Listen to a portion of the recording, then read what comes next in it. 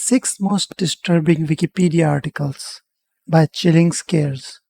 First time checking out this channel? Devil's Let's go. footprints. According to a Wikipedia article I found, back in 1855 in East and South Devon, England, a weird incident took place that left witnesses pretty confused and disturbed. As the story goes, in February of that year, there was a very Wait a minute. confused and disturbed... What is that? That looks cool. As the story goes, in February of that year, there was a very heavy snowstorm, and the next morning there were more than 30 reports from different locations in England of a seemingly endless single-file trail of hoof-like prints in the snow. Witnesses of the incident allegedly claimed the prints covered over 100 miles of terrain, which, according to Wikipedia, left like reindeer, not reindeer. Moose. Don't moose walk with like their legs very close? I think mooses walk their legs very close. A lot of people pretty puzzled as to what had caused them. Strangely, the article also mentions that the hoofprints appeared on rooftops, haystacks, and other obstacles that you normally wouldn't expect animals to climb on. As you can imagine, it didn't take long for people to start coming up with wild theories to explain the hoofprints, with many of them claiming they belonged to the devil. I guess because some of the people thought the prints looked like goat prints. Now, obviously there are much more rational theories to explain why these prints could have appeared overnight in so many locations at the same time, and the only reason the Wikipedia article is titled Devil's Footprints in the first place is only because that's the name of the urban legend. And you gotta consider that this theory was probably made up by a bunch of very bored townspeople back in the 1800s. That's probably The article actually mentions that there's very little evidence that the incident even happened in the first place, which in itself is pretty strange. In the 1800s, it's very difficult to prove. It's just, well, Grandpa said it. According to Wikipedia, there was some sort of article published back in 1950 where the authors asked anyone with information about the mysterious hoofprints to come forward. And even though the article was published almost 100 years after the alleged incident, Wikipedia says it led to a bunch of papers written by an Englishman back in the 1850s being discovered. Those papers included letters to friends where the man apparently mentioned the hoofprints multiple times. Interestingly, in one of the letters, the man admitted that he made up the story about the prints belonging to a bunch of kangaroos that had supposedly escaped from a rich guy's collection of wild animals to keep the people from thinking the prints actually belonged to the devil. Aside from the made-up superstition that the prints had been left by the devil, there are a couple of more illogical theories that surfaced in the months following the supposed incident. According to a local guy named Major Carter, the prints hadn't been caused by any animal, but by a balloon that had actually been released from a nearby dockyard with the shackles still attached to the ropes, which would explain why they appeared in single file. Still, skeptics have pointed out how incredibly unlikely it would be for a balloon to travel so far without being stopped by obstacles like trees or houses. Other sources who have researched the incident... I think chances are someone just trying to make it famous overnight. Some news reporter or whatever, article writer. That's most likely it. It probably didn't happen. In depth have clarified that it... But I also believe in, like, where there's smoke, there's fire. So something must have happened. And later on, things got exaggerated. Maybe it wasn't as close as people think. Maybe it wasn't a single file. There was just two files that are a little too close.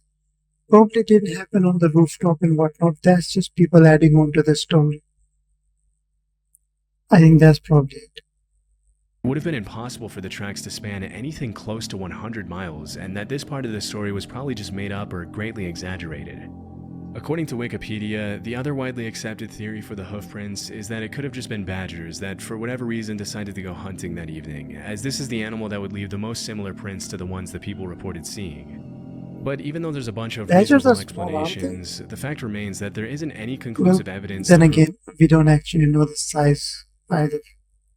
Where these hoofprints came from, and this is probably just one of those niche historical events that's going to remain a mystery forever. Belmez Faces. Belmez is a tiny little village and municipality with less than 3,000 inhabitants in Cordoba, Spain. It's not really known for anything too extraordinary, except for this one occurrence documented on Wikipedia that talks about something pretty strange that happened there back in the 70s. According to the article, on August 23, 1971, a Belmez resident named Maria Camara claimed that a human face with a creepy expression had appeared out of nowhere on her concrete kitchen floor. As per Maria's own testimony, as She's soon as she seen saw the faces. face, she was so disturbed, and knowing that she wasn't going to be able to unsee it, she called her husband Juan and their son Miguel, after which they destroyed Okay, previously she was showing something crocodish, but this one looks very much like a the face. face with a pickaxe and laid down new concrete. As the story goes, after the new concrete was placed, This one is, we're just seeing things. Like, same thing on the other one. I think it's just damp floor made wet patches mixed in with some sort of dirt or what have you. And people tend to see faces where there's just three dots. Three dots in a triangle, that's a face. a new face appeared on the floor just a few days later. The Wikipedia article mentions that at this point, Maria and her family reported the incident to the mayor of Belmez, who ordered the concrete to be carefully removed to be studied. Doing more research on the story, I found that after they removed the second slab of concrete, a bunch of seriously disturbing faces allegedly started appearing all Yes, over the Jesus. house, and pretty soon Maria's house was being I've seen that advertised to face tourists from all over Spain as the House of the Faces. According to Wikipedia, less than 9 Can I faces go from all back for over a started second, appearing. please?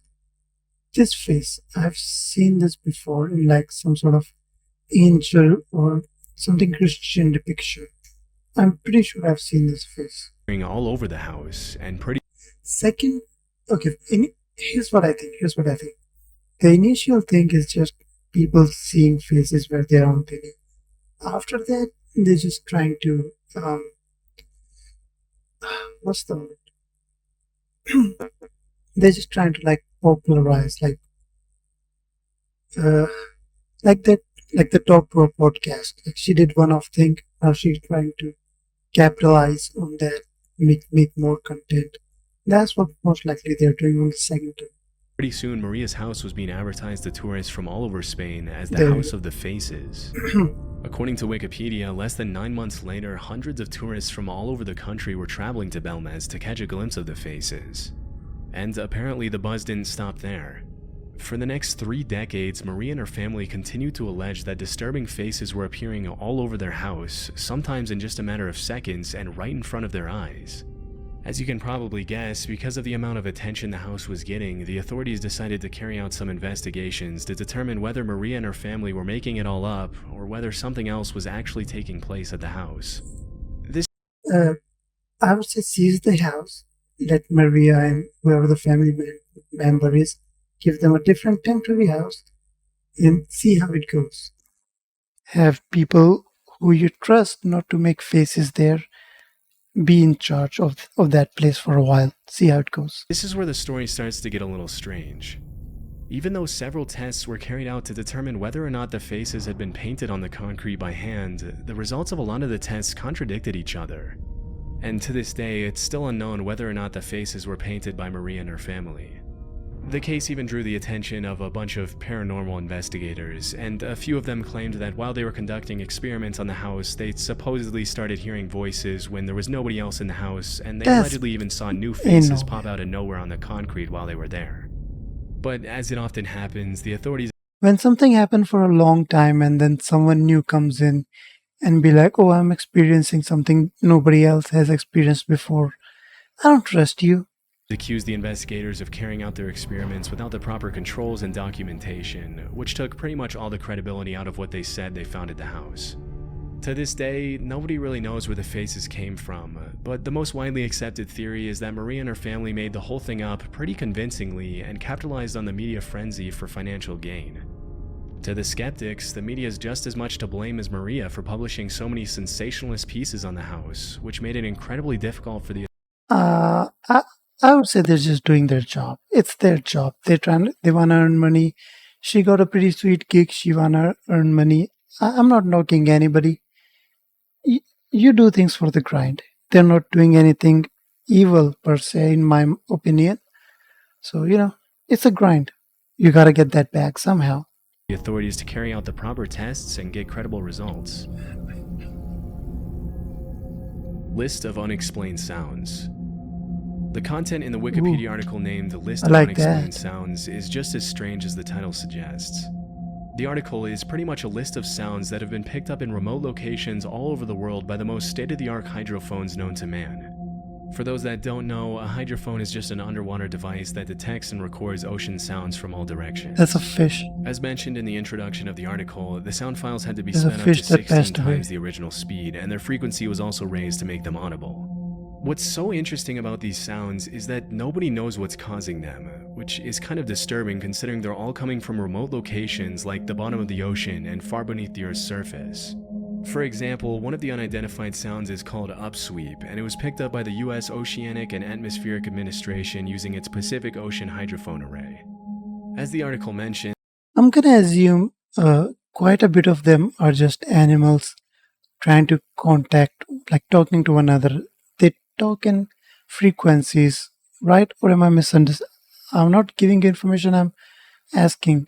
They talk in frequency. I mean, speaking is frequency, but like waves things, not just words. You know what I mean? You know what I mean? Like bats and whales and what have you. the sound was first discovered when the Pacific Marine Environmental Laboratory began recording with their hydrophone array somewhere in the ocean between New Zealand and South America. If you listen to the sound, which I'll play here in a second, you'll realize why it's called upsweep, as it comes across as a series of sound waves that go from low to high frequency. The Wikipedia article mentions that the sound appears to come and go depending on the season of the year, with the volume reaching its peak in spring and autumn. This is what it sounds like. Animals change location during seasons, don't they? So there's whatever season it's at high, that's the location that animal stays at.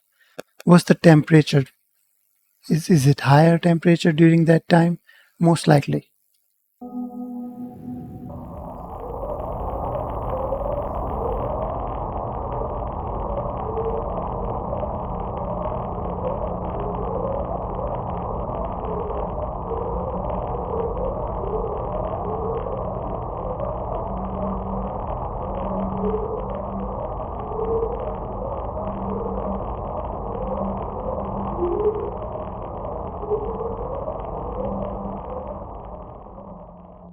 As of today, scientists have no idea what this is or where the sound even comes from, though a few have suggested that upsweep might be caused by underwater volcanic activity.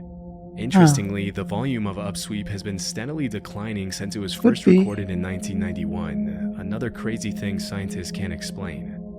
This sound and some of the other sounds in the article themselves are honestly nothing out of the ordinary, but the fact that not even the top researchers in the field have a single clue as to what's causing them is a little disturbing when you really think about it. The anguish. What other things we have that can record similar activities? I would like camera is not it, right? Then there are ultrasound detectors and whatnot. I'd say put something more than just a mic. Man. I don't know, see how it goes. There's a Wikipedia article out there titled The Anguished Man, which tells the story of a visually disturbing painting of the same name that's owned by a man from Cumbria, England named Sean Robinson. According to the article, Sean claims the painting fell into the ownership of his grandmother at some point in the distant past, and when she passed away, she allegedly gave it to him. However, as the Wikipedia article explains, the owner insists that this is no ordinary painting, as his grandmother supposedly told him that the artist had mixed his own blood with the paint to make the artwork before taking his life. The story is kind of vague, and I couldn't really find any more information on who the supposed artist was or when the Anguished Man was even painted, which makes the whole thing pretty hard to believe. I did some more research and found other sources where Sean claims his grandmother hid the painting in her attic for over 25 years. As the story goes, before giving it to Sean, she mentioned that she had supposedly experienced paranormal activity at her house, with the dark figure of a man suddenly appearing at random times of the night, accompanied by the sounds of screaming, moaning, and crying. The Wikipedia article also links to Sean's YouTube named The Anguished Man, in which he explains that after inheriting the painting, he and his family allegedly also started experiencing paranormal activity at their house, with the supposed dark figure appearing to them as well in the middle of the night. The guy's putting quite a bit of effort into turning it into a grind. I say video count is a bit low, but having a website just for this, I don't know. Sean claims that before inheriting the painting, he was a total skeptic. But after bringing it home, he allegedly started hearing crying noises that got louder and louder every night until eventually he could no longer deny the supposed paranormal activity taking place. Did you record it anything? Over the 17 years, videos the painting maybe. has caught the attention of several so-called paranormal investigators. Sean's YouTube channel, where he documents the supposed evil activity, has since grown Anguished man revisiting. So they're just talking about it. A true horror story. Yeah, there's nothing concrete in here. They're just talking about told by AI. My man's clickbaiting. to 20,000 subscribers. In 2017, an independent filmmaker was even planning on making a movie on it, and it bought the rights from Sean, but from what I could find, it was either never released or it just wasn't very popular. Overall, I see a lot of red flags that make it pretty clear that the story behind the Anguished Man is fake. For starters, the videos on Sean's YouTube channel where he uploads allegedly real footage of the paranormal activity at his house are all very clearly fabricated. Also, the story behind the painting itself is just so vague and far-fetched that I find it hard to believe it even has a grain of truth to it. The most simple thing is it made up of blood or not? We can easily check that. Just send it to any lab. Yo dude, is there any blood in it? The lab's guy gonna tell you, no. And there you go. Inclined to agree with all the people who have accused Sean of making the artwork with regular paint himself and using the grandmother's story as a cop-out so he wouldn't have to provide more details about the alleged artist. Overall, the Anguished Man definitely makes for a good scary We can also story, check how old this painting is. Experts can. but I find no real reason to think that this is anything other than a creative hoax designed to get attention and maybe a couple of bucks out of a made-up story. Poe Toaster. On October 7, 1849, Edgar Allan Poe died in Baltimore under pretty mysterious circumstances. According to a Wikipedia article, starting sometime in the 1930s, every morning on the anniversary of Poe's birthday, a man dressed in black carrying a silver-tipped cane with his face almost fully covered by a scarf or hood would somehow sneak into the Westminster Hall and Burying Ground in Baltimore and find his way to Poe's grave. The article mentions the man would then pour himself a glass of Martell cognac and raise a toast in Poe's honor, after which he would arrange 3 red roses on the gravestone next to his unfinished bottle of cognac and leave. Interestingly, the Poe Toaster, as he became to be known in Baltimore, never sought publicity and would always sneak into the burying ground unnoticed. Every year after his first appearance, a crowd of onlookers would start to gather on the morning of Poe's birthday to try to catch a glimpse of the man, but he was rarely seen or photographed. In fact, the only photograph I found of him is from a Life magazine July 1990 article called Once Upon a Midnight Dreary, written by Gary Smith. The bottle, does the bottle have any kind of barcode? If it has, or a batch number, we can use that to see where that bottle is bought from. Batch number can tell you a lot. The photograph was captured by Bill Ballenberg, and it shows the Poe Toaster hunched over the gravestone paying his respects to Edgar Allan Poe. Interestingly, the Poe Toaster would sometimes also leave cryptic notes on the gravestone during his visits. For example, in 1993, he left a note saying that the torch would soon be passed, and another one that said, "Edgar, I haven't forgotten you." As it happened, the Poe Toaster was reported to have passed away in 1998 because he was no longer seen visiting the grave. But after which, the article mentions the tradition of visiting the grave and toasting in Poe's honor was passed on to one of his sons. Unfortunately, it looks like whoever inherited the tradition didn't take it half as seriously as his father, as the post-1998 Poe Toaster would often leave notes commenting on sports teams and politics, which his father had never done. At some point between 2005 and 2008, he left a note that was apparently so disappointing that the curator of the Poe House and Museum didn't even show it to the public to protect the original Poe Toaster's honor and legacy, a man whose identity is still unknown to this day. But because this was such a big tradition in Baltimore for 70 years, in 2015 the city organized a competition to select a new Poe Toaster to turn the tradition into more of a tourist-friendly yearly attraction. Since 2016, the new anonymous Poe Toaster has kept up the tradition by visiting Edgar Allan Poe's grave. It's not anonymous, is it? And paying his respects in front of the public. Mystery of Celtic Wood. There's an article on Wikipedia that talks about the mystery of Celtic Wood, a strange incident that took place back in October 1917. According to the article, during the Battle of Poelcapelle in West Flanders in World War I, the 10th Battalion of the 1st Australian Division decided to capture Passchendaele Ridge to collapse the German 4th Army. The plan was to raid Celtic Wood, blow up the German dugouts, and then immediately retreat back to safety. Unfortunately, things didn't go exactly as planned, leading to one of the biggest wartime mysteries in history. The article mentions that a little after 5 a.m. on October 9, 7 officers and 78 men of the 10th Battalion began their raid on Celtic Wood, and that's the last time many of them were ever seen.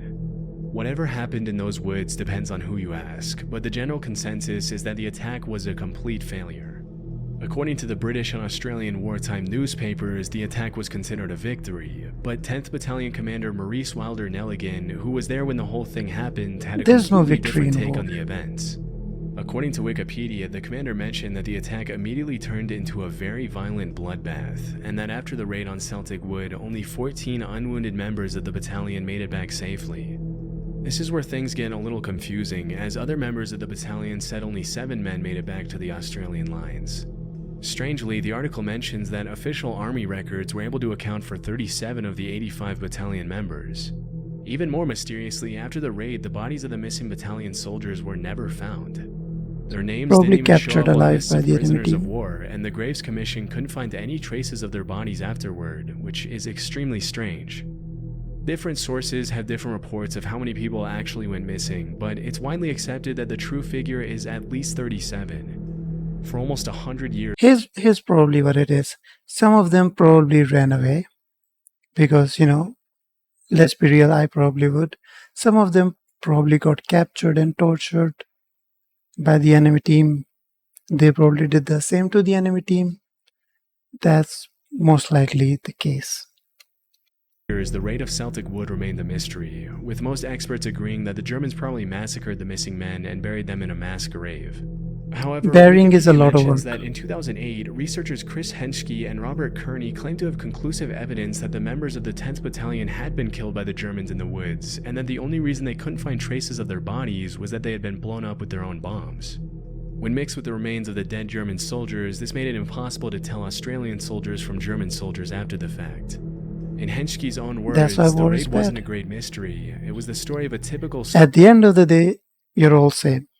Just body parts.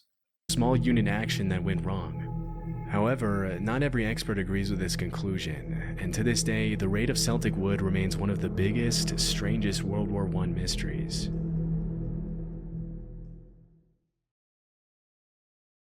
Yeah,